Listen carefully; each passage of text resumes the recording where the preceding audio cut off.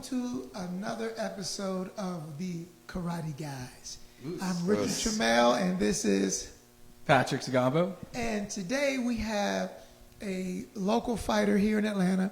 His name is John Vaughn. And let me tell you how I met John. I met John several years ago at a judo, in judo.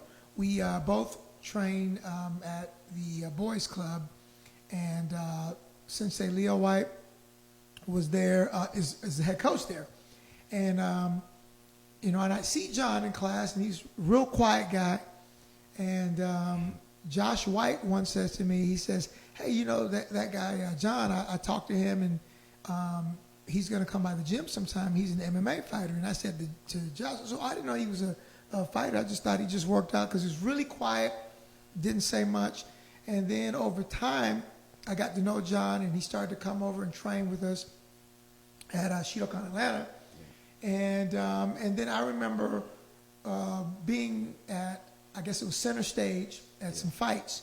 And I can't remember who from our, we had a couple guys fighting from our gym, and John was warming up, getting ready to go out and fight. As a matter of fact, I believe you were fighting for a title. Yeah, I was defending my title against Akeem Bashir. Yeah. So I'll let you tell about that in a second. So, and then I was like, man, you're from judo, I'm like, yeah. And then, and that was the first time I saw John actually fight.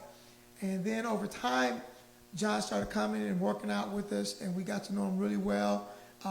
Since then, I've seen him just grow incredibly fast in a short period of time. I mean, the guy works out every day. If you show him something, he goes and works on it. He goes and tries to absorb.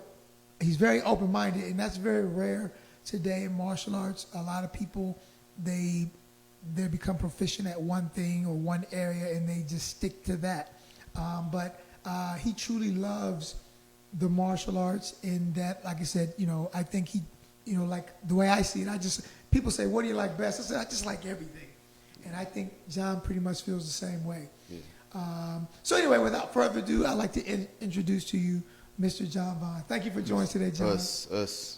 So John, how did you get involved in the martial arts? First of all, where are you originally from? Tell us about where you're originally from.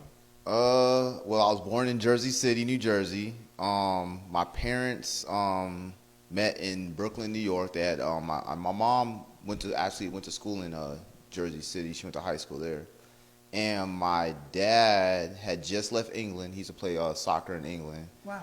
And he also went to college there. And he came over. He met with his sisters and his brother. They're all living in Brooklyn. And funny story, my dad's older sister used to teach my mother when they're in Barbados, when my mom was living in Barbados. So they had a kind of a rapport, but they didn't really know too much about each other. Small world. Yeah, small world. So when my dad came over, my dad fell in love with her, married her, and then they had me.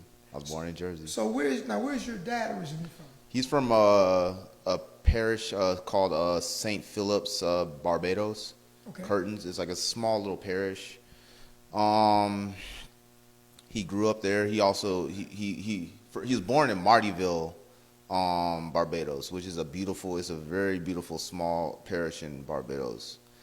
And they moved over. They bought a house and they moved to Curtains, Barbados. Yeah. And is your mother from Barbados as well? She was born in Trinidad, but her mother got divorced from my grandfather, and she went to America, and her mother was staying in right down the road from where my dad stays at, matter of fact, in Christchurch, Barbados.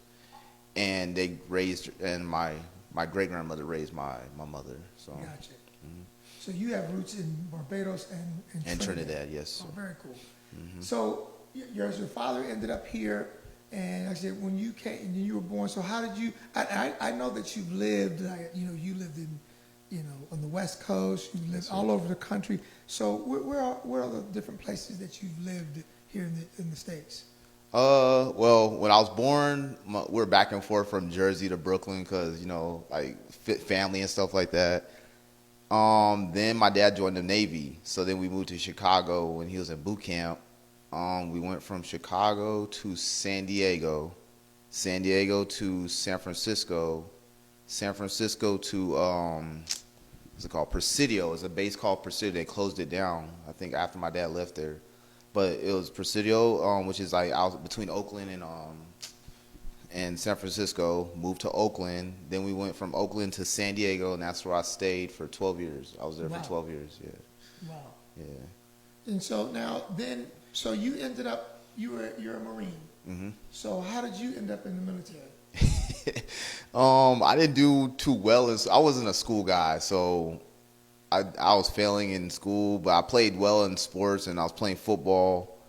And one day my dad came to me. He was like, "Hey, boy, like you need to get your stuff together. You're not gonna be staying here once you turn 18." So I was like, all right. So he was like, okay. So he came to me one day. He was a doctor, so he was doing some blood work for one of the recruiter's daughters. And he came to me like later on that night. He's like, "Hey, I talked to the Marine recruiter." And I was like, okay. So he's like, "Oh, you're going to meet with the Marine recruiter." So I was like, all right. So I'm like, all right, whatever, you know. And I guess like my dad somehow knew that throughout the years that one day I was going to be in the Marines, and one day I was going to go to war. So like a lot of the stuff that he taught me was kind of like geared towards preparing me for that, you know, I guess. So when I was a kid, like he had me playing soccer. I was real athletic, so he had me playing soccer. He was my coach. And one of the things about my dad was like, even though you're a coach's son, you're not going to be the captain. And that was to teach me leadership, you know, Right. like you're going to have to fight your way and claw your way through. I'm not going to give you any special favors, nothing. And that taught me like to be tough and to like not take things personally and just to work, you know, like get a good work ethic. Before games, my dad would have me he would have me wake up early in the morning, like 4:30 in the morning. I would have this cereal brand to get me like my carbs up.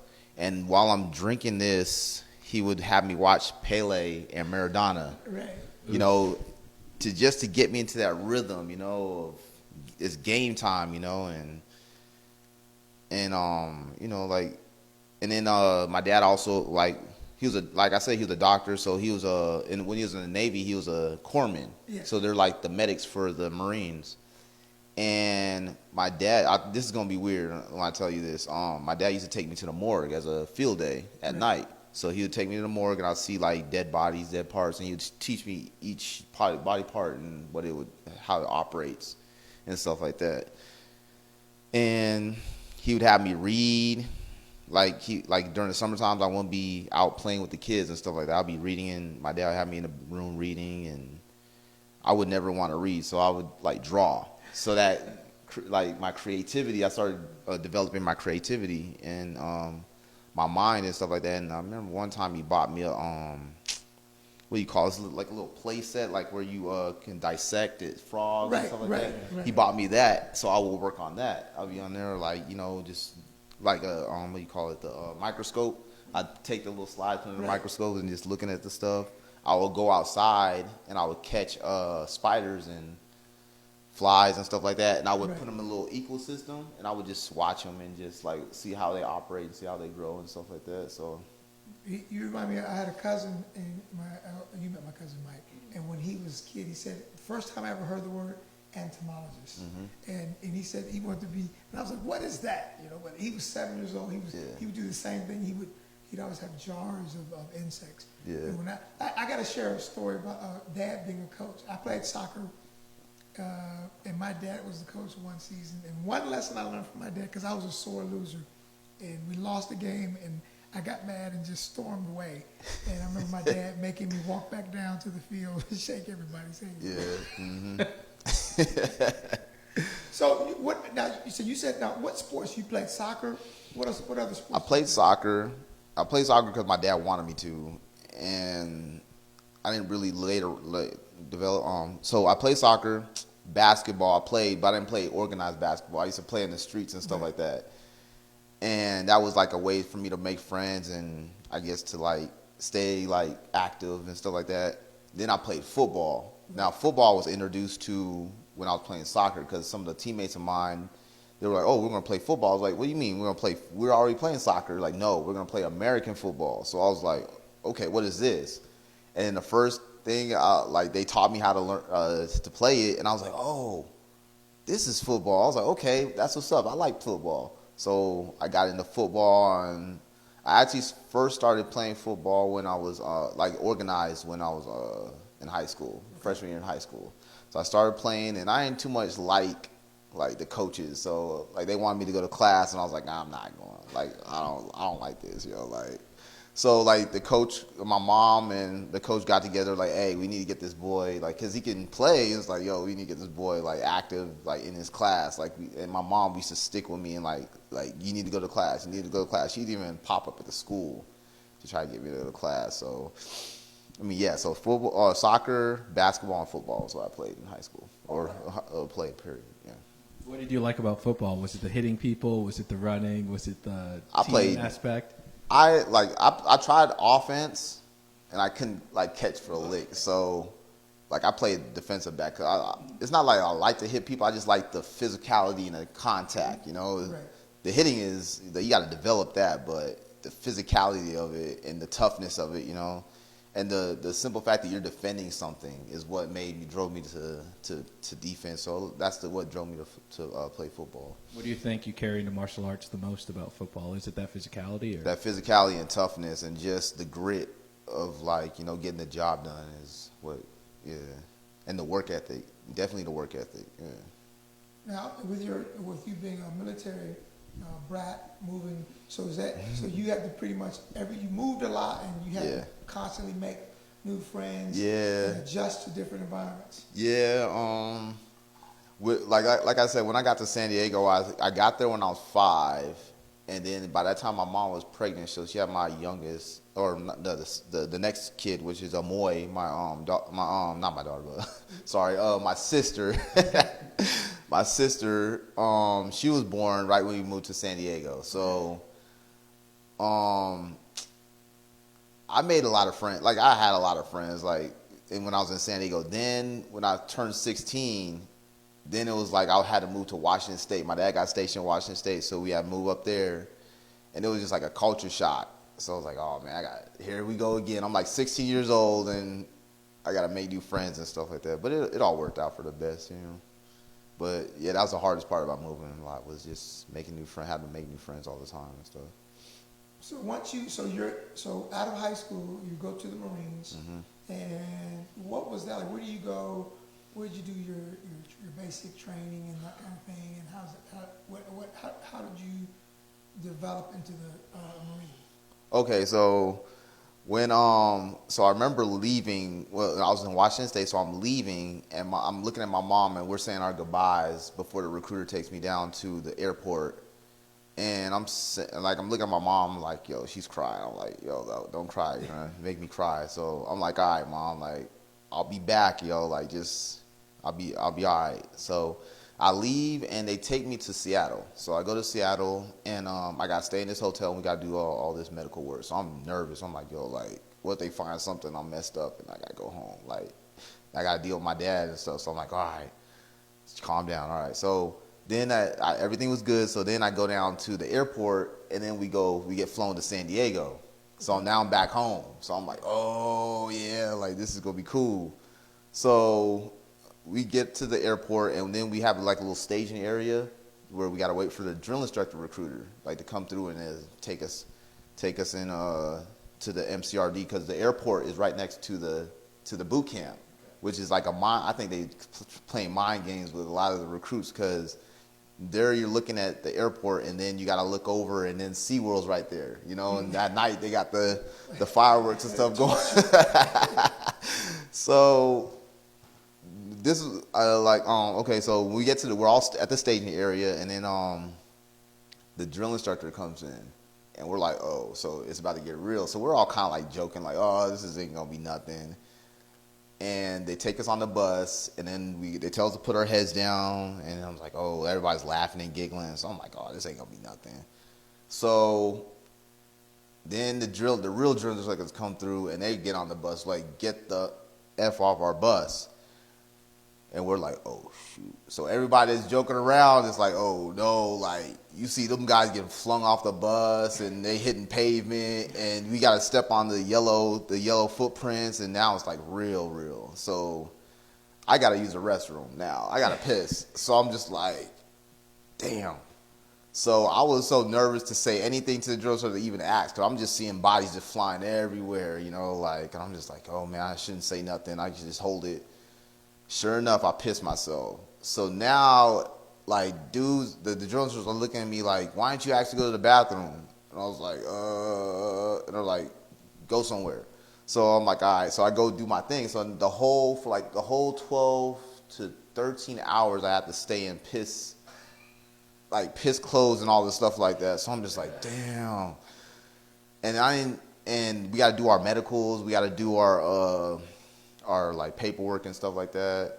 So we didn't get no sleep. Like, we got there like nighttime. We didn't get no sleep. I don't think we even got to bed until about 6 o'clock that next day, like at the PM. Ooh, Lord. Yeah. So it was just nothing but yelling and screaming the whole way. That was an introduction. Was it like that movie Full Metal Jacket? Worse than that, because it was real. Like, that was for real. What was your MOS? My MOS was 0311. That's a rifleman, infantry. So you were the real deal. Yeah, something like that. Yeah, real deal. Like, everybody calls on us like we're the tip of the spear, they say. Like, Oos.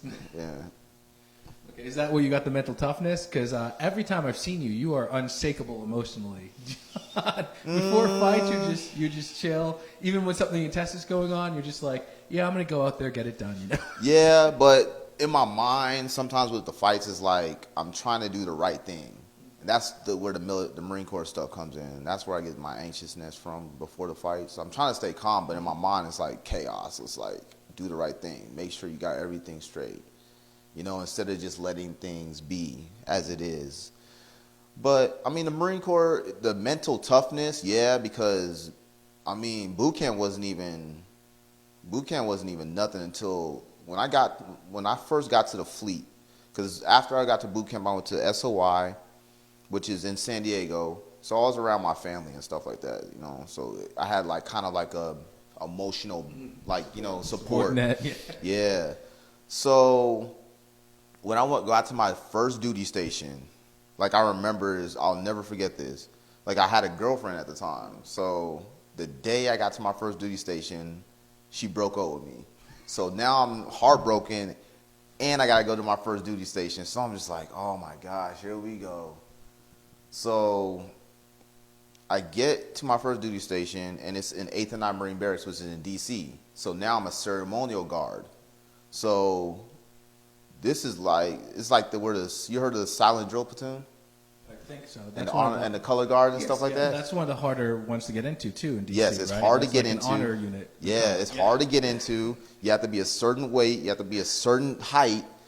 And, like, you have to be, like, on point. Like, I'm talking about because DC is, like, a very political place. And at any moment, anybody important can pop up. So everything needs to be spick-spat clean and all this stuff like that. I remember when I first got there, I got to my room, and like one of the platoons that I was supposed to get to, I wasn't in this platoon yet because I was still in school, but the platoon I was supposed to be in, they were on the deck, or the floor, and they were buffing the floor with the thing, with the what do you call it, the waxer. Yes. So every day they got to wax, and they have to clean everything spick and span every day. And they look at me like, they're like, get the F off the floor. You know, you messing up the floor. I'm like, oh. So I'm like tiptoeing, trying to get to my room. Yeah. Like, you piece of, you know, they're calling me all kinds of things. I'm just like, all right, whatever. So then I finally get to that platoon, and it was nuts. Like, the stuff that they can make you do with an M1 rifle, because that's the rifle that we had. Mm-hmm. We had to drill with that rifle. And it's torture. They can torture you with that. So we had to drill in the cold. Like, DC gets in the wintertime, it gets like probably negative 16 wind chill sometimes. It's real, and it's close to Anacostia, the ocean. So it gets real cold. Yeah, goes through your clothes. And you got to drill in that stuff. You know, like, you're doing drills, and they're teaching us like the how to drill with the rifle and stuff, and it's just like we're in the cold like for 3-4 hours at a time, not moving. You got to stay still and stuff like that. It was torture, man. But then when the war kicked off, the Iraq War, they shipped us back to North Carolina, and that's when it got real. Because the unit that I went to, they had just got back from combat, and they had lost 18 Marines, and it was the same unit that Jessica Lynch, remember the Jessica Lynch story?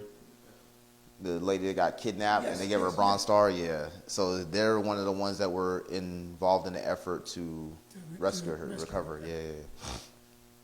So that's where my mental toughness came from, because a lot of those guys, it was like, now it's for real. Like, everything is for real, so it's for keeps now. So anything you gotta do to mess up anything, I mean, like, I used to get in trouble in D.C., like alcoholic incidents and stuff. I used to party a lot.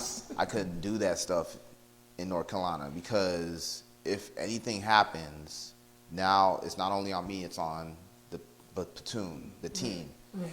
And I had to be on my stuff. So I made sure that everything that I was doing, like, I was trying to make sure I did everything I was supposed to do, Yes. And then eventually I became a leader.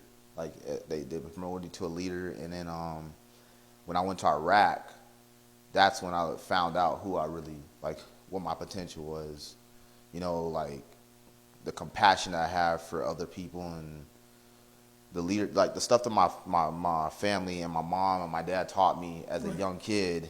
I saw that come out of me in combat, in live combat. So now you told me also now, and you actually got involved in martial arts while you were in the Corps. Yes. So how did that? Where did you first see it, and how did you get involved in martial arts practice? Oh, in boot camp. In boot camp, like the dojo is basically, they put like some mulch that they put out on the grass. Right. They put that out there, and they put it in a whole little pit. Right. And you are getting judo thrown and that stuff, and they doing all kinds of grappling in there. And I'm like, holy, like, this is what it is? I was like, man. And you see, like, the black belts up on this little big thing, and he's like screaming and yelling at everybody, hey, now get in position, 1, 2, throw, boom. And you see and then the drill instructors are getting involved in throwing guys in their head and stuff like that. So I'm just like, this is cool. I like this. So when you now what is the system? So you say black belt, so they have their own system. What is that? When I was in, it was called MCMAP, Marine Corps Martial Arts. I think that they still call it that now. Yeah, but it goes through, like, you start off as a tan belt, which is basically like a white belt. You go to gray belt, green belt, brown belt, and then black belt. Gotcha. And then the degrees, I think it goes up to 10 degrees in black belt. Gotcha. And what are the techniques based on? Is it pretty much like a mixed martial arts approach? Yeah, well, it is now, because the mixed martial arts, it's because mixed martial arts is so popular now. Yes. They kind of merged a lot of that stuff. But before, it was just like, they took a little bit karate, they took a little bit of judo, they took a little bit of Krav Maga, and they just molded it into, like, oh, this is our martial art. Gotcha. Yeah. Gotcha. Now, in the Marines, I know you guys still do the bayonet. Yeah, fixed bayonets and stuff. Right. Yeah. Mm-hmm. And because I don't think like Army, they no longer do it. I don't think do it. I'm not sure, but I'm pretty sure they. I'll have to get an Army guy on to answer that, but I know that you guys, still do the and you beat, like, basically beat each other up. You have a football helmet on or something. Yeah, with the sticks. Yeah, that right there, like, that's what really got me into martial, because I was. Can I cuss on here? Yeah. I was fucking people up and shit. Like, cause so don't bayonet fight with him, basically. Because my drill instructor was a prick, and like he didn't want to lose. He was one of them guys that he did not like losing. So anybody from his platoon lost, like, it was hell to pay when we got back. So I made sure that anytime I went up, like, I at least, like, fuck somebody up in there, so I wouldn't have nothing to deal with when I got back to the berthing. So Do they have katas or anything like that in that? No, they're not. They don't have no katas. No. Just pure combat. Just strictly combat stuff. Does it affect your rank or your progression in the military to have a? Okay. Because I know. Remember when I was getting out, they were talking about like you had to be in order to pick up a certain rank, you had to be a certain rank and belt and stuff like that. Yeah. So did it affect your MOS? I heard you use a phrase called combat combative, or Cause that's an army combative. Yeah, army calls it combatives, but they do. I know that. Okay, for me, I was a sergeant, so at least for a sergeant, you had to be at least a brown belt or above, and then to be a staff NCO, you had to be a black belt. Okay. You had to be a black belt to be a staff NCO. Gotcha. So most of the stuff is pretty easy. The testing is pretty easy, but I know for me, like when I was in, I didn't take it as seriously as I should have, like I do now. Like I was kind of like, I'm a good shooter, so like you'll never drop a gun. Yeah, so you know. I'm wondering what type of dynamic it is when you know that your boss can beat you up because they're a black belt or something. Oh. Yeah, but So now coming out of I know you told me first of all, how'd you end up here in Atlanta?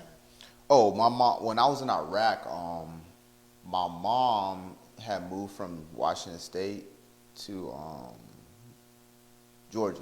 Okay. Yeah, so she got a house down here, and my sisters and brothers moved down, and that year my sister that was after me, Amoy, she graduated. Okay. So she went back to Washington State and she graduated with her class and then came back down here, and then she went into the Navy. Okay. Then my other sister Gabrielle and Timothy, which y'all know, they stayed here, and Timothy went to high school down here, and so did Gabrielle. And then I kind of like was, I guess like taking care, like not taking care of. I wouldn't want to say that, but I would help out and stuff like that. You're the big brother. Yeah, big brother. You know, like especially for Timothy because he was young at that time and he was coming up, and I wanted to make sure that he was okay and everything was good with him. So I would kind of like peep in every now and then. And I would always, like I was stationed in North Carolina in 2007. So I would travel down to Atlanta a lot. Gotcha. You know, just to make sure everything was good. And then I would go back up to North Carolina. And then when I got out, I was with a girl, and she accidentally crashed my car. So now we were at odds and stuff. So I was like, you know what, F it. I'm going back. I'm going to Atlanta. So I went to Atlanta, and I never, like, when I came here, I just never really left. So I just kind of stuck around Atlanta, you know. So it sounds like all your brothers and sisters were in the military, or just most of them? Amoy, Timothy, Gabrielle, she ain't about no. She ain't trying to get in no military. And were they all different branches? I know Tim was Army, right? Nah, Timothy was in the Marines. Oh, okay. I told him to go into the Air Force, and he don't want to listen to me, so he was like, nah, I'm going to go ahead and be like I want to big be like you. Yeah. Amoy, I was like, yo, like, just go ahead and go in the Navy, and because it'll just help her out. You know, just like when she gets out, she can. There's a career set up for her. Right. Because I didn't want him to take the route that I did, because I didn't really care. I just was like, yo, like, I just want to get out of the house, you know. So I'm gonna take the hardest thing I could possibly get. Them, I wanted to make sure that they were set up for success, because I already had, I guess, like, kind of like paved the way. I already knew the blueprint of how to get out. When you get out, like, set yourself up and stuff. I just want to make sure that they were okay. So you're here in Atlanta, and then you started training.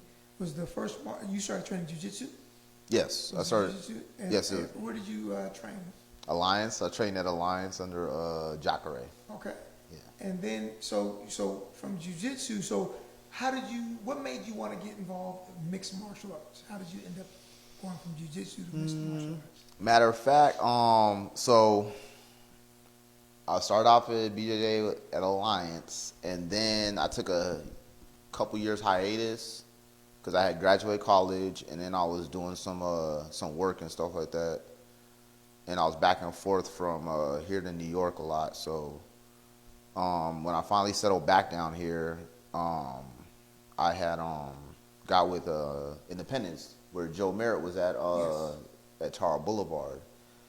And I was kind of like just training, you know, I was doing jiu-jitsu with Byron Stone. Okay. And I was like, you know, I was looking over and all the MMA guys were doing their thing. I was like, let me check this out. So I'm just like checking it out. I'm like, do I think I could do that? I was like, you know what? Let me try it out. So one of the I think he's a pro fighter now, Yemi Alderweireld. Yeah, he was over there. So I used to work out with him and train with him. And then I started out. I was like, Joe Merritt was trying to get me a fight and stuff like that. And then like I think a few months later, the gym closed down. So then I took another year hiatus, and I went out to Colorado. Okay. And I was training under a guy named Drew Lawrence. And I was training with all kinds of, like, these guys were like pros, like these guys are high level pros. One of the guys they had up there was like the #1 ranked lightweight in Colorado.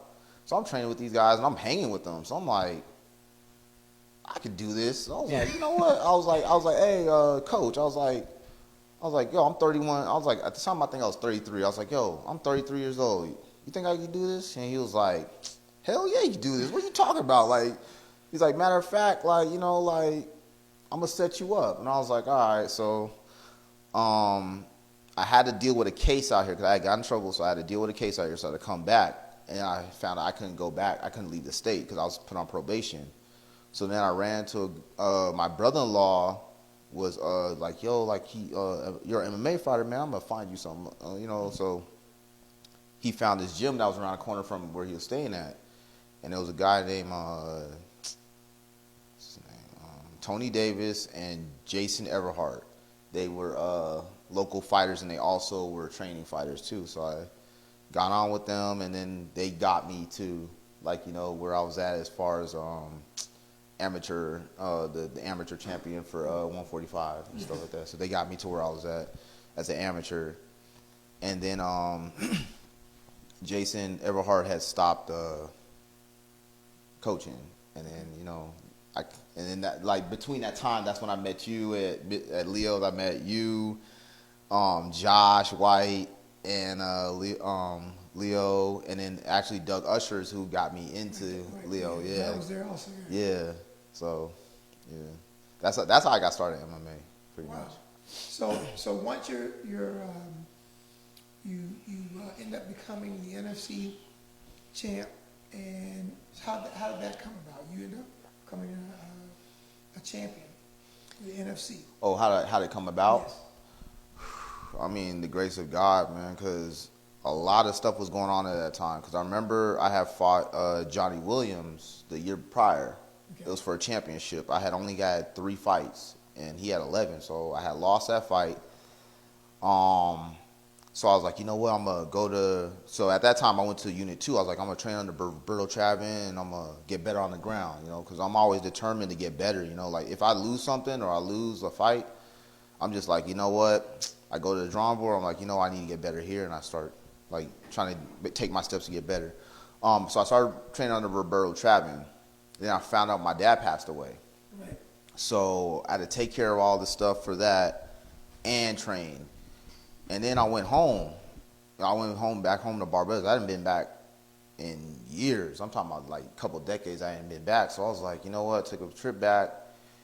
And I saw how everybody was kind of like, oh, you fight. Like, I was going to like certain parties and stuff like that, hanging out, and guys were coming to me like, hey, you fight, right? I was like, yeah. I was like, how you know? Like, I'm watching you on social media. I was like, oh. So, and then I have a cousin out there that does martial arts too, and he was kind of like, send me some of your fight videos. So I sent him some of my fight videos, and he was looking, and he's like, you know what? This is where you need to work on. You need to work on that. You need to work on that. You're losing energy here. During this turn round, you're losing energy in that round. You're real good in the first round. And I was like, you know what? Like, it started to motivate me, you know? I was like, you know, because I'm the type of guy, like, I lead, like, I can motivate myself, but once I have the people around me that motivate me too, it makes me much more, like, you know, and I like to see, like, my people back home, like, look at me that certain way, you know. I was like, when I got back, I was, like, on a mission, and anybody they put in front of me was going to get it. So I remember I had to fight Rakeem Thorpe, and we had fought prior, and it was a controversial decision, and then now we had to fight again, and it was for the title. So I was like, yeah, we gonna get this. So I started training hard, every aspect of my game. I was like, I'm gonna try to get better, and I won that fight, and the next one was to defend it against Bashir, and then like I was like, you know what? Like I'm gonna do this for my dad. I'm gonna start training heavier now. I'm gonna start training a lot more harder now.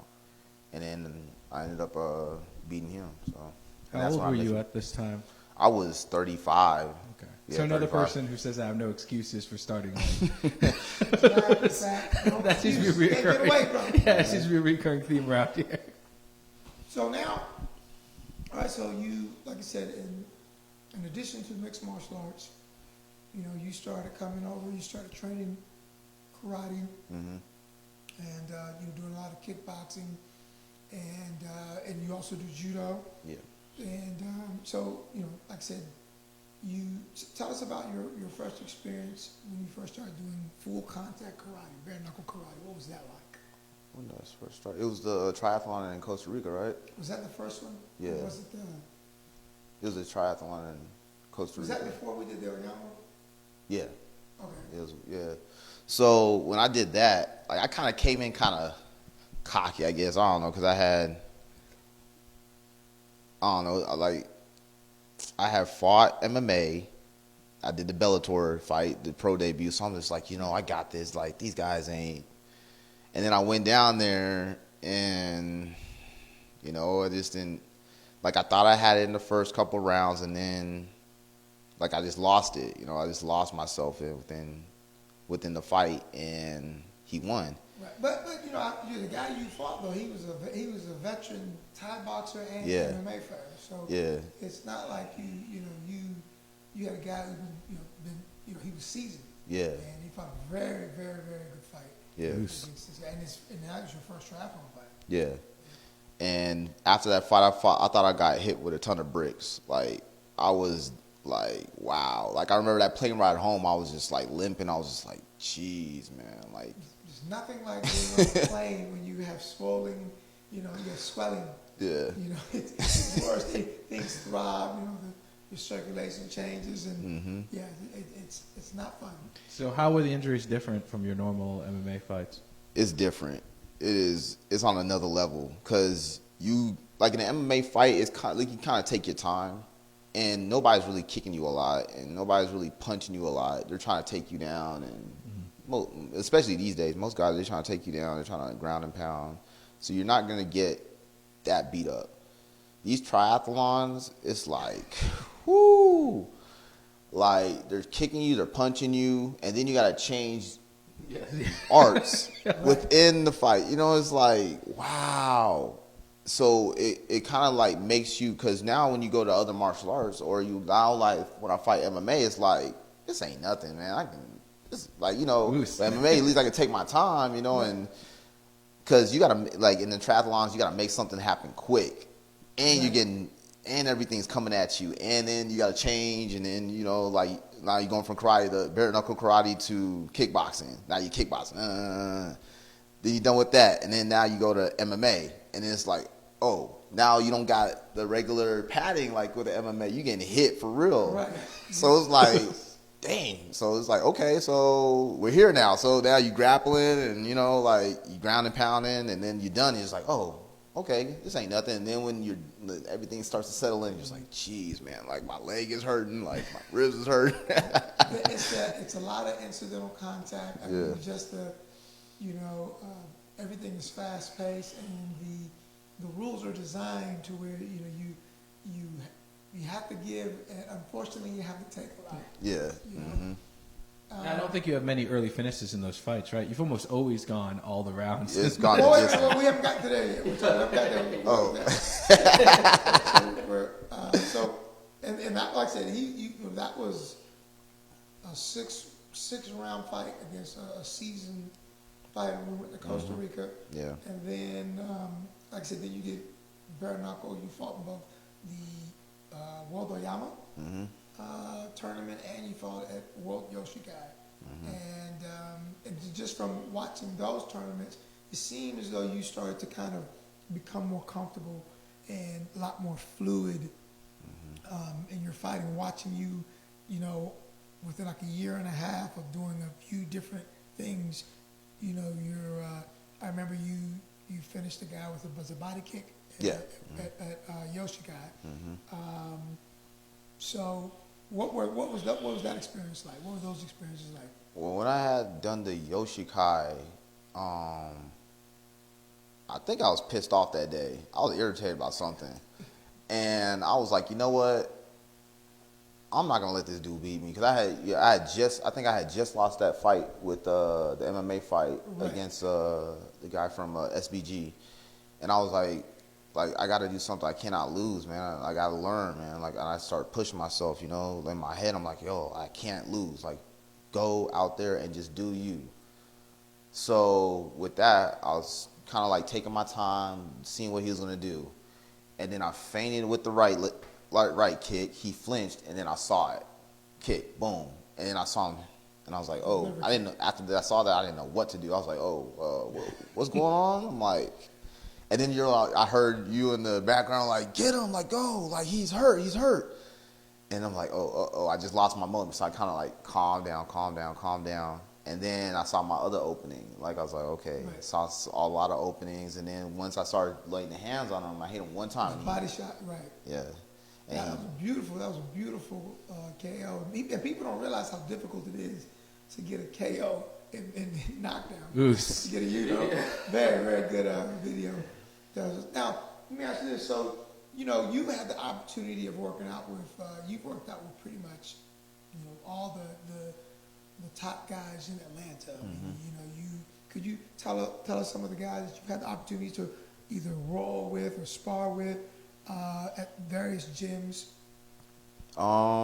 I've got a chance to roll with Cabrinha. This was when I was really, really young in jiu-jitsu. And this is back in 2010. And, you know, Cabrinha is like a multiple world champion. Right. I've gotten a chance to train with Doug Usher. Gotten a chance to train with OSP, Derek Bronson. And OSP is over in St. Yes, over at St. Preux. Derek Bronson, Rafael Sunsao. Yes, Raphael. Mushin. Sim Corbry. Corbry, yeah. Manu. Manu Ento. Let me see who else. Got head kicked by what's his name? Duke Rufus. They got that on video. Yeah, Duke Rufus. I got a chance to train with him. And Mike Graves. Mike Graves. Okay. Jared Gooden, trained with him a lot. Jared he just signed with the UFC. Warren Thompson. Warren Thompson. He's fought in pretty much everywhere. Warren. He's fought everywhere. Yeah. Wayne Barrett. Glory. He won a middleweight tournament. Glory. Yeah. Diego Lima. And Diego Lima. Yes. The Lima brothers. Right? Yeah, the Lima brothers. That's pretty much it. I think Bevon Lewis. This is UFC. He's a UFC fighter now. Bevon Lewis, and I want to say I've done some wall work too with I forget his last name, but I forget his first. I think it's Martin Brown, or they call him Smash Brown, but I think he fights in Titan. I've done some wall work with him when I first started MMA. And then you worked out a lot with Nate and yes, Nate Williams, Robert Hale. Clint Hester. All right. Yeah. And would you say, like, you know, even though there's a lot of fighters here in Atlanta, would you say that the fight community is still kind of a small? Is it closely knit? Like, most of the fighters work together, know each other. Is that common?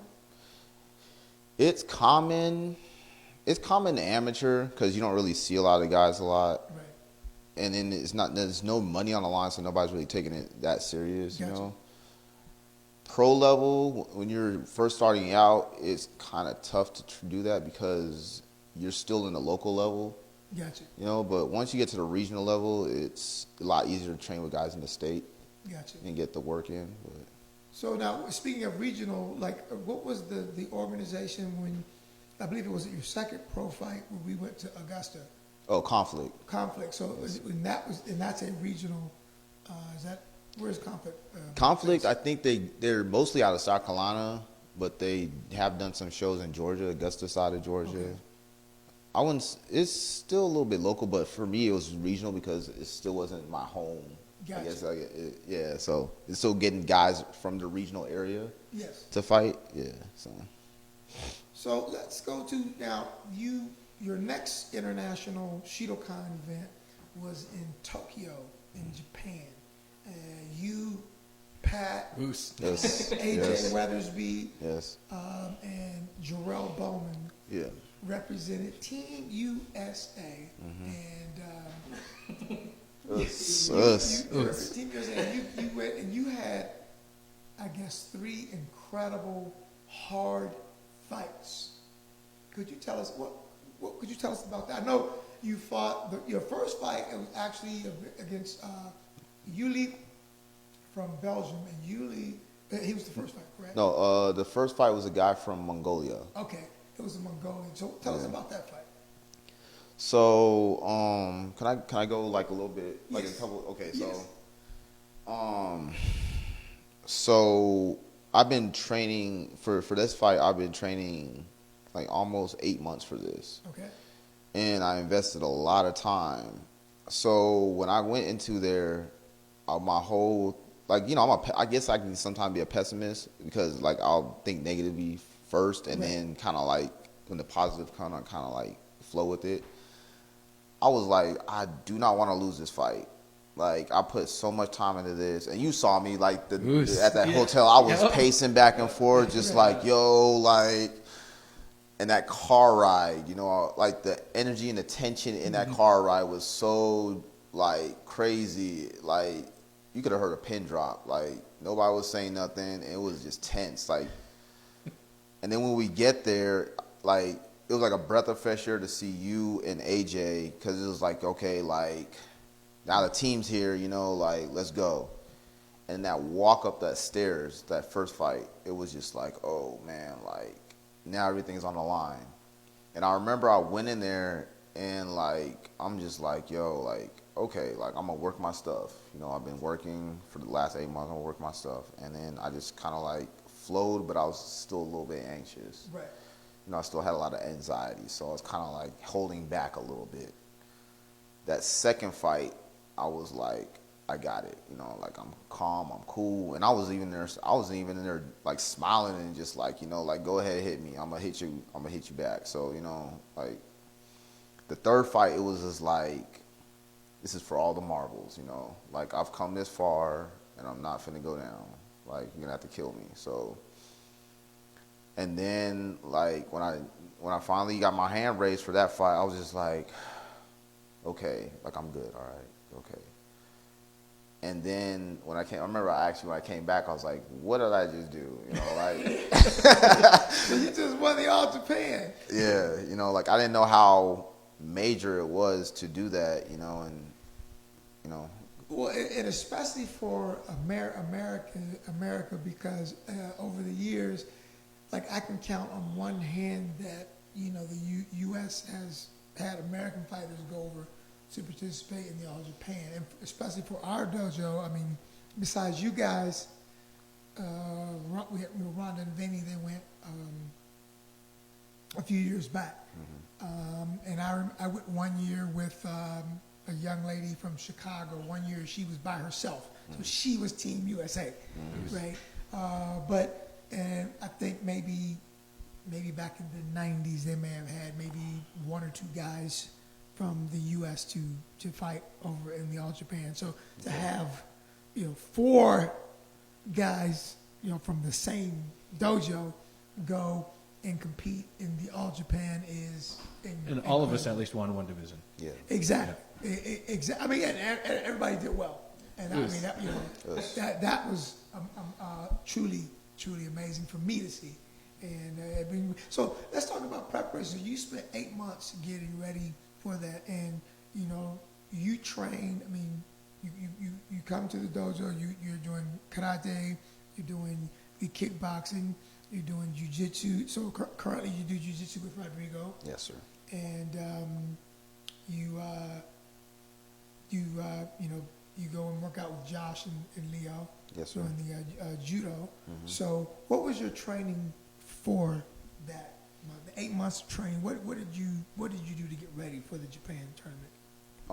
I think around that time I was starting to teach the kids class with the Atlanta public school system.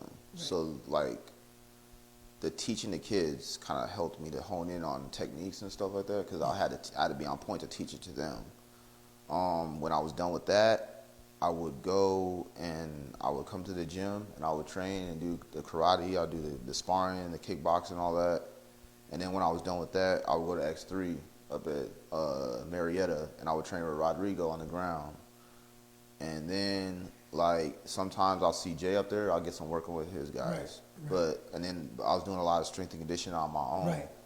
And I would run, and then I would my recovery.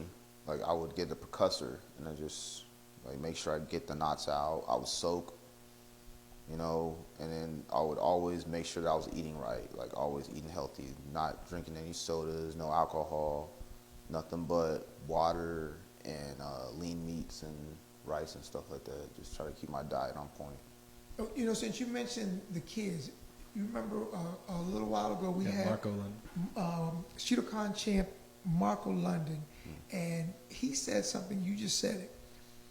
And Marco London, he's from St. Martin. And he said that what will help make you a better fighter, believe it or not, is working with kids. Mm-hmm. He said that a lot of times he was training kids. And if you could figure out a way to teach and work with them and develop number one, you have to have really good control if you're demonstrating a technique. Mm-hmm. But if you can get kids to do something, it helps improve your knowledge of what you're doing.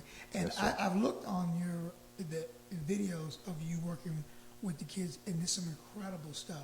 Yes, sir. I just looked for the first time a couple of days ago, and I was like, you did some incredible stuff with the kids. The ladder, the agility, coordination drills, getting them doing the basic techniques. Yes, sir. That was really good work, and I'm sure because of the pandemic, that's been put on hold, but I mean, you do an incredible job working with kids, and I can see him in the future, really, taking the martial arts to the youth. Sensei John Vaughn. Yes. And it's funny because remember when I was getting promoted by Leo White to yellow belt in judo, like he said to me, he was like, one day you're going to be teaching, and I kind of like, when he said that, I kind of like, it confounded me because I was like, I never thought of myself as teaching anybody because I was more focused on myself. And it kind of took me back to like my time when I was in the Marines. Like I had to teach guys how to do certain things and stuff and make sure that, and I didn't take a lot of the stuff that I did there over to teaching those kids. It was just kind of like, because when I first started, I was kind of like, the anxiety started kicking, like, yo, man, these kids is crazy. Like, how am I going to get them under control? So I started to do, like, kind of like being more like a big brother. Like I remember the time like being a big brother to my sisters and my brother, and just teaching them the way, like the martial arts way, like respect, technique, being respectful to others, doing unto not doing martial arts to beat up somebody, but doing martial arts to be a better person, be a better human being.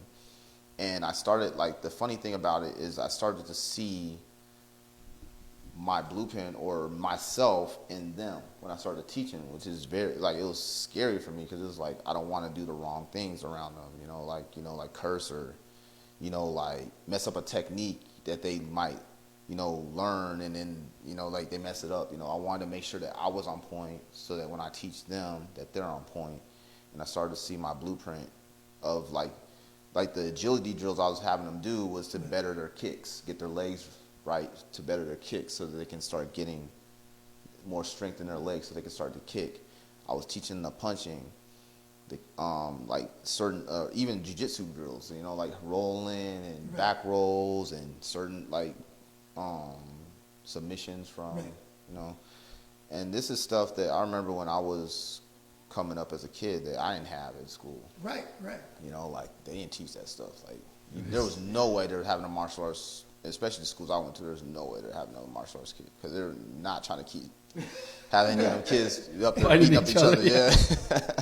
So, you know, and a lot of this stuff I credit to the dojo, you, Mr. Trammell, you know, like you, Pat, you know, like being around like y'all, and you know, you don't really find yourself until you hone in. You want to find yourself, and being at your dojo, sir, has allowed me to find myself again. You know, like, yes, and that's a major thing for me because you get lost, you know, in life, and you get lost in, you know, just the stuff that goes on in daily life, you know, like you get lost in, you need something to find yourself, you know.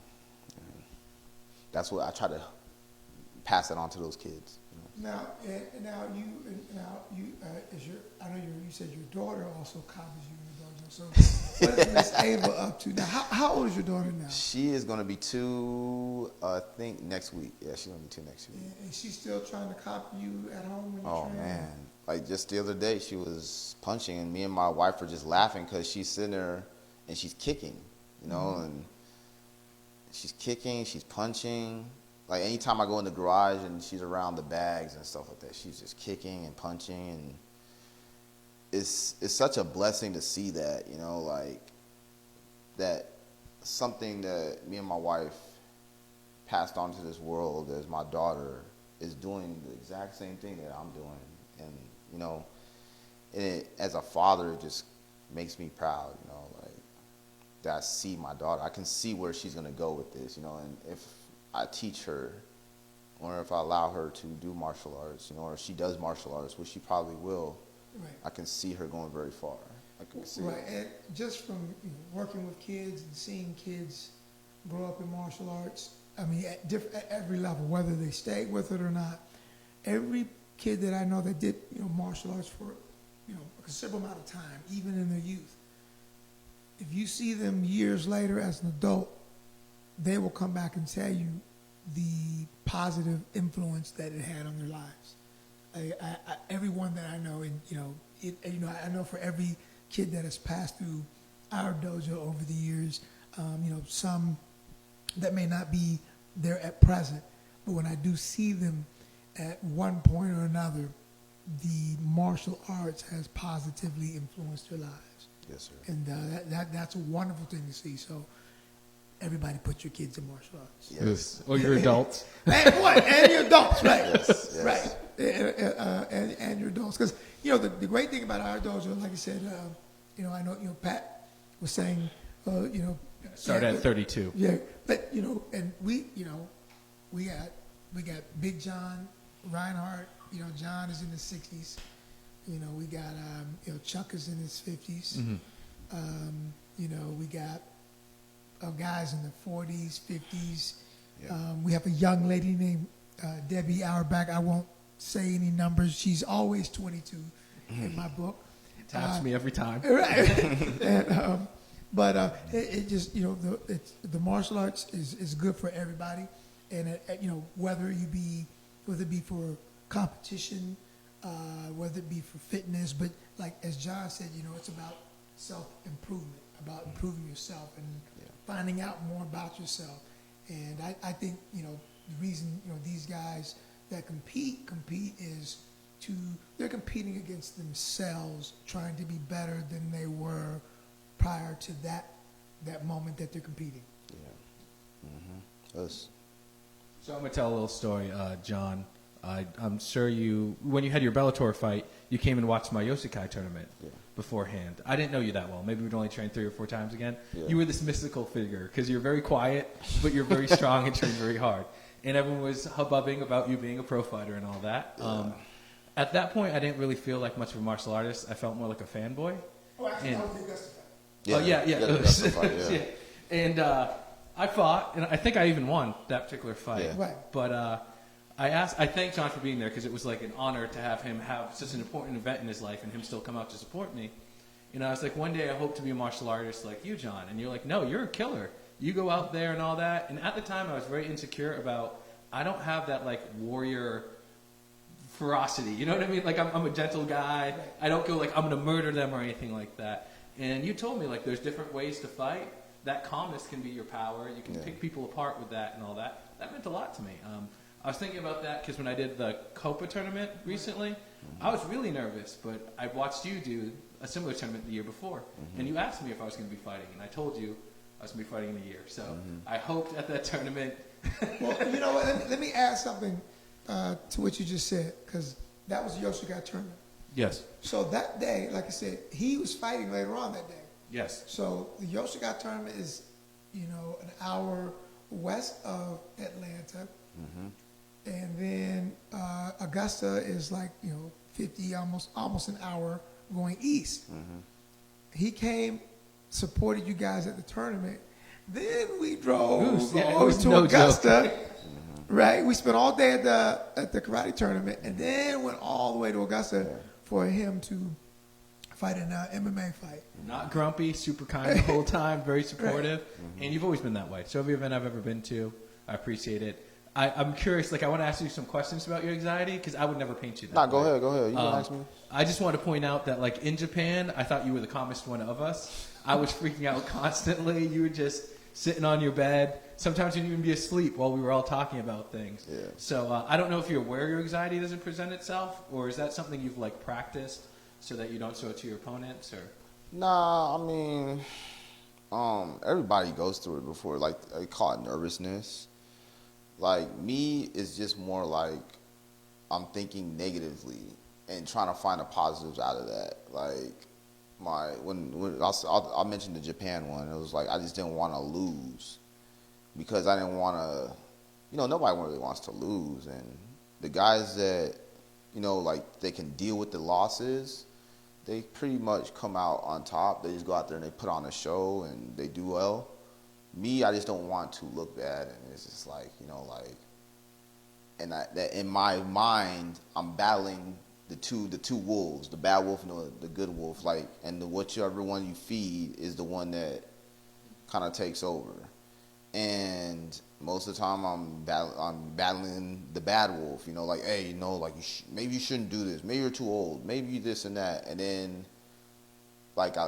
I look at my daughter. The Japan especially is I look at my daughter. I'm just she is the perfect image of what a kid is. A kid, they're playing around, they're doing their thing in the crib, and no care in the world. They're just doing what they do. And I love to do this. So if I'm gonna do it, I'm gonna do it, and I'm gonna give my all into it, and that's what I'm gonna put out there. I'm an artist, so I'm gonna put my art and my masterpiece out there for the world to see. And then that's when I'm okay, I'm good. And then I just sit there and just wait for my time. So. And for kids, there is no I can't do this. Kids just do. And speaking of art, you done some sculpting recently. Yes. Like I said, when I was a kid, my dad would make me read, and my alternative was to draw. So I would draw, and I became very, very good at it. And I would paint too. And I lost that when I went to the Marines. You don't really do that much art that much. Well, if you do, it's more towards the commander, trying to get him range, they call them range cards, giving them basically a sketch of what's going on out there, and he puts it off on his big board, But when I met Rodrigo, he got into the sculpting, so I was I used to be an artist, and I don't really tell nobody that, So I told him, and he was just you should try the sculpting. I'm all right, I'll try it. So one of my drawings that I have, I tried to sculpt that, and I'm I could be pretty good at this, and tried it out, and I loved it, and it's one of those, people have a quiet passion that they have. Art's always been a quiet passion for me, So we'll have to get, and Rodrigo, I don't know if you know who Rodrigo is, and he's kind of, he's like a Renaissance guy. You know what I mean? The guy's a phenomenal martial artist. He's done judo, Greco-Roman wrestler. I mean, like he was like on the national team for Brazil. He went to Olympic trials in judo for Brazil. He phenomenal grappler in jiu-jitsu and submission wrestling. He's worked with who's who in the fight game, and despite all that, you know, he's a sculptor. He just went and presented a statue of Helio Gracie. Yes, in Miami. To a gym down in Miami, right? In Yes, sir. Florida. Yes, sir. You know, he cooks. He does. You name it. This guy does everything. Yeah. So I gotta reach out to him and have him come and talk to us and share. Yes, sir. Yes, sir. Okay, so John, you just recently did a tryout for an MMA organization. What was that organization? It was a XFC. And XFC is and they're looking for talent. And have they done shows here in Atlanta, or are they looking to? They did one show a couple weeks ago in Atlanta. It was during the week, I think it was. Yeah. Okay. And what was that like? You went and you guys had to do some grappling, some kickboxing sparring, and what was that like? It was actually pretty decent. Like I said, like, you know, my anxiety usually kicks in, you know. So I was nervous in the beginning when I first got there, but once I started to kind of like get a feel for what was going on, like I was like when I was doing when we did the pad work, I was calm, you know, Right. like I felt great. When we did the what do you call it, the grappling Yes. portion, I was laughing, joking. This is nothing. It was like, okay, well, this is cool, you know, like all right, you know, flowing with it. And in the sparring, I was kind of like, okay, well, we're in here, so let's get it, you know. And I didn't even really look at the tape until I got home, and I sent it to you, and I sent it to I posted it. I didn't really look too much into it. And then when you said I did phenomenal, then I kind of like looked at what was going on. I was like, oh, I needed to work hard there. I needed to do this. You know, like critiquing myself, you know. Right. So we are our worst critics. yeah. So then I was like, okay, well, I'll see what everybody else thinks when I come in on Monday. So then everybody's like, hey, man, you did really good. I was like, oh, thank you, man. You look sharp. You looked very comfortable. Like I would have assumed you were just doing like a clinic or an exhibition for the. Yeah. Well, you were teaching them. You're like, hey, let me show you some stuff. I didn't realize you're trying out for something until I looked, and I was like, oh wow, he's sharp. He's comfortable. Again, like you say you're anxious, and I know you are, and you're using that energy, but you would never know. Yeah. Right? No, not at all. Yeah. So yeah, I was comfortable, and you know, like I just like I said, like just being a child, just loving what you do, you know, like having that childlike mind, even though I'm 38, you know, just having that childlike mind of just letting things be what it's gonna be, you know, just that's what I did when I did those trials, and you know, I felt pretty good. Yes. And speaking of so martial arts, and we were talking about you know, teaching kids. So you know, one day, is it possible that there might be a Shidokan Barbados? I hope so. I hope so, man. Because I want to, like, so bad. I want to bring my energy and Shidokan to Barbados. You know, like that was always like when I came to the gym. That's one of the things I told you. I was like, Right. man, like I want to bring this to Barbados. You know, because that's where my heart's at. You know, like, and I want to, you know, like teach, like my people. You know, like something. Right. You know, because it's not, like, I'll say this, like, there's not a lot of Bajans out there that that people know of that are really into martial arts like that. Like, Right. And if they are out there, they don't really, I guess, put it out there like that. Right. You know, and my family's real proud of me, you know, and I just wanted to, you know, just put us on the map, I guess, like, you know, like, we're here, you know. Right. Right, and so you have a pretty big family. I mean, I went to one of his family's parties, and boy, they can party. Yeah. They can party. Yeah, it was crazy. Yeah, that's like, cause at that party you kind of saw my my crazy side, my crazy party side of me. Like I was a party animal, but I kind of keep it under control, you know. But yeah, I got a real big family, you know. Like my dad has a lot of family, which I don't think any. No, y'all haven't seen my dad's side of the family yet. No. Now, you have one cousin who's in the military stationed over in Japan. Japan. Is he Yes. on your? That's my mom's. That's on my mom's side. Okay. Most of the family that you met has been on my mom's side. My dad's side, a lot. Some of them live in Atlanta, but the majority of them are in Barbados or in England. Okay. And I have a few in Florida and New York. Gotcha. Yeah. But you know, like hopefully the December 19th, like I know one of my uncles is coming. My cousin you've met is coming. That's my dad's cousin. And I think that's it. And then who are the two funny guys that came to the fight? Oh. Well, that's my mom's cousin, Hammer. They call him Hammer, and then that's his friend, Ricky. Yeah, those guys, they're hilarious. They got the strong island accents, and they are hilarious.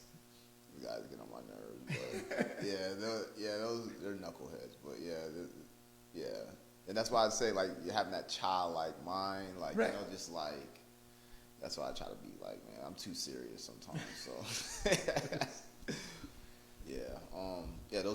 those are on my mom's side. Yeah, You've even cornered for your little brother before. yeah, that was interesting. Yeah, that was interesting. That was the first time I ever knew you were nervous. I've seen you at a lot of events, but that was the first time like you're your new most serious self. You're giving him pointers, and you're like, "Man, I love my brother," and just gave me that look, and I was like, "That's so sweet." Yeah, like you know, like my brother, I'm 12 years older than him. So my mom, it's a funny story. My mom, when she was pregnant, she said that she wanted she wanted a boy and two girls. She wanted a boy first so that he can defend and take care of the two girls. And then she got that. And then I was like, there's too many girls in this house. I want a brother, you know? And then she got pregnant. She had my little brother. And that kid, man, I remember like, because now I have somebody, now I'm not double teamed now. Now I got somebody on my team It's where more male energy. yeah, you know, like, and I used to make, like, I'm like when I was a kid, I was like the kind of kid that would like to tease people. Like I would tease my sisters and make them cry and be like, oh, laughing and giggling and stuff. And then like now I have my little brother, so now I can't get in trouble. So I'm like, hey, I'll send him behind enemy lines. Like, hey, go throw that at Gabriel or more. He gonna throw the stuff at him, and then they start going after him. I'm like, yeah, I got him. Like, you know, but growing up, you know, like I said, like I was the oldest, so I was real protective of my brothers and sisters. So like to see my brother out there, it kind of made me nervous because I was like, you know, like I'm the type of person, I'll walk the path and make sure that the landmines and stuff like that is clear, and then everybody else come behind. You know, like that's how I've always approached life with my family. So, like the blueprint for Timothy was to get him involved in it, but I didn't expect him to be like full brigade. You know, like I was like, man. I didn't say compete. I just said just work out. Just kind of feeling. He took that on short notice, right? It was like a week, and then he was just like, "Let's do it." And that tells you the testament to who he is, you know, and the testament of how we were raised. You know, like if you're gonna go all in, go all in. You know, like no half stepping, no, oh, I'm gonna do this and no, I'm not. Nah, it's all in or nothing. You know, so. I just wanted to give a shout out to your brother. I like him a lot. Timothy, so, yeah. Oost him. Timothy. Yeah, seeing you fight was inspiring. Yeah. You were smiling, having a good time. The odds were stacked against you. He kept pushing, and then he saddled back up and kept going afterwards. And then it's you know, like sometimes I'm hard on myself, but I can be hard on people I love. You know, like, and I remember that talk that I had with him afterwards. I was just like, yo, like. You got to train, man. If you're gonna do this, you have to train like hard. And then I remember Jay coming in like, "Oh, Timothy, you did a good job." Like, hey, you did a good job. Don't worry about John. He just talked. You know, like maybe I just came and approached this the wrong way. Maybe I should have just been a little bit more always want your if it's a sibling, you always Yeah. want them to, you always want better for them. And Tim does have a shadow on him. When I shouldn't have told people, but I'd be like, "That's John's little brother." People like, "That's John's little brother." And start bucking up to him. But he supported me on every event I've ever thrown outside of the gym that I've invited him. So much love, just like you supported me on every event. So I have much love for the Vaughn family. Thank you. Is there any other questions you have, Sensei, before? nothing I can think of. Yourself? I'll hit you with the rapid fires I hit Vinny with. Favorite martial arts technique? Favorite martial arts technique? Could be a throw, a kick, a punch. Harai Goshi is Ooh. my favorite martial arts technique. Okay. Favorite action star? Favorite action star, man. Jim Kelly? Man,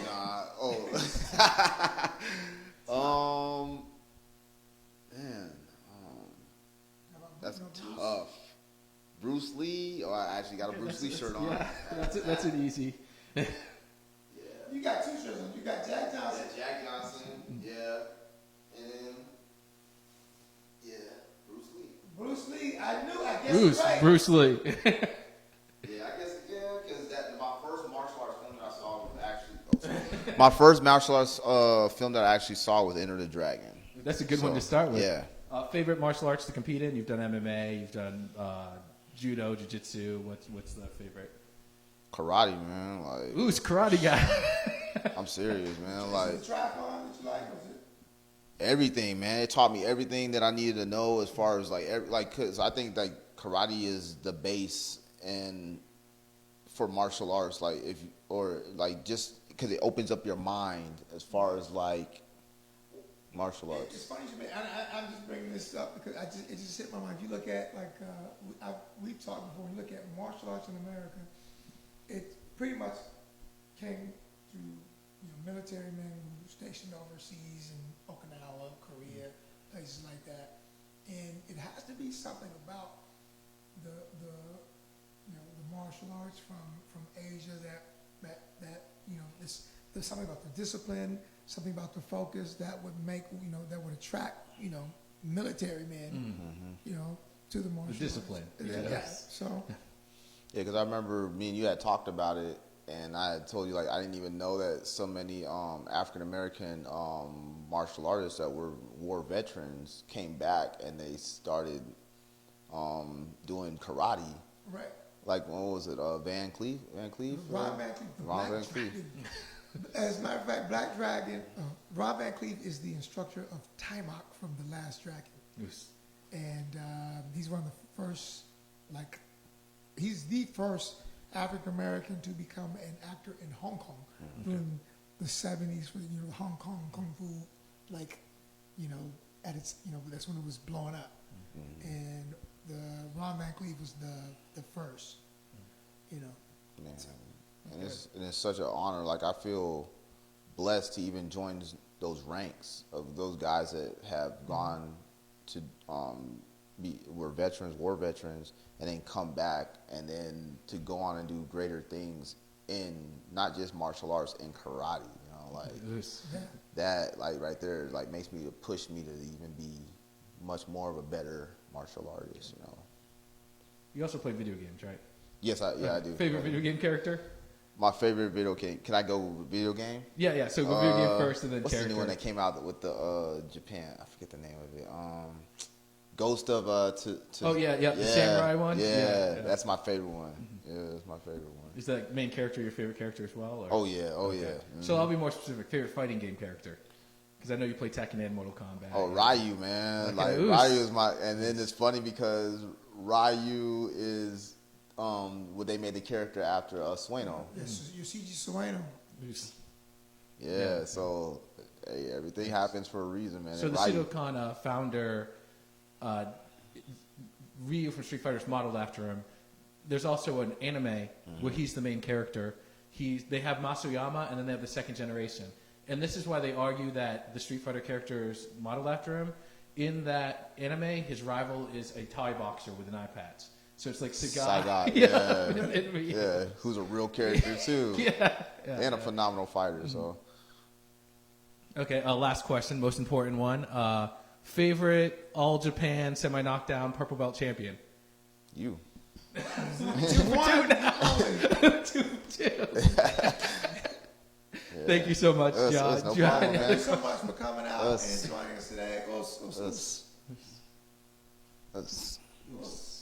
Thanks for joining us. We'll be back next week. We may have a away podcast because we have people fighting. Right. Yep. So it'll be interesting. We'll figure it out. Yeah, I think there's fights for like the next 2 or 3 weeks, right? Because there's this, and then there'll be December 11th. Leo's. Oh, that's next weekend. That's next Saturday. Ooh, that's next Saturday. Weekend. Yeah. We have David Vo having his MMA. Yes, I'm looking forward to that. NFC. Oos.